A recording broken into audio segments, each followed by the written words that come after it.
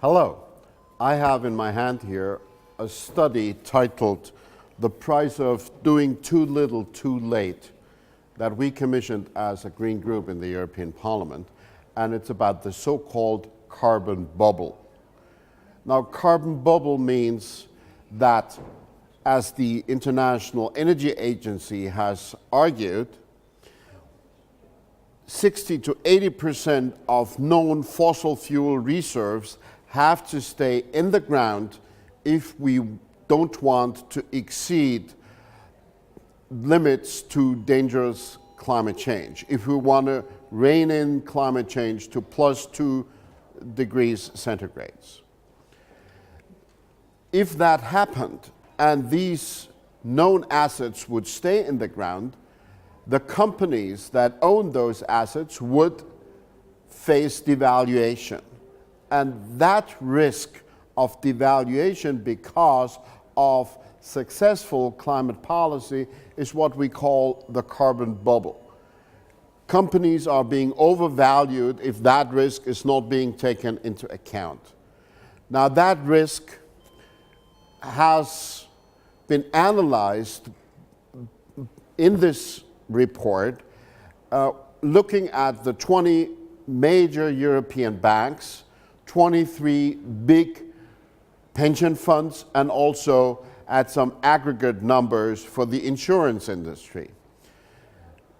The results have shown that there are important differences regarding the level of exposure of different financial institutions, and that the overall level of exposure runs into the above 1 trillion dimension, which is really huge.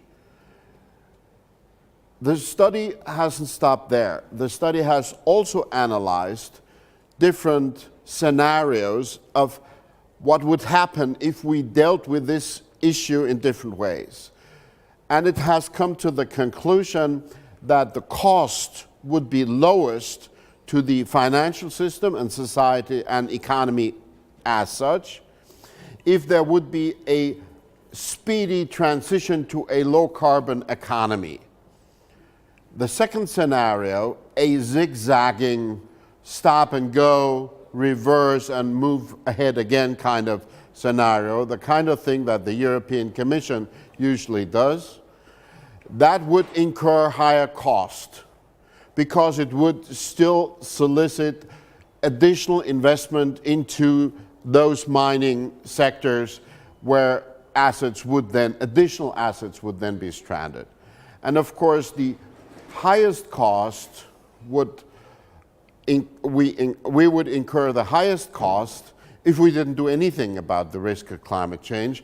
And those numbers have already been presented 8 years ago when Lord Stern presented his now famous Stern Review, when he argued that the cost of runaway climate change might amount to more than 20% of overall global GDP. So this study is now, hopefully, the basis for a renewed discussion about how to deal with the risk of climate change from an economic, from a financial perspective. And I can only invite you to join the conversation. It is already a conversation that goes beyond the environmentalist and green circles. Interestingly, quite recently, the Norwegian government has indicated it's setting up a commission to look into the carbon investment of their state fund. The Bank of England is studying the issue. There are important actors beginning to understand that there is a real risk.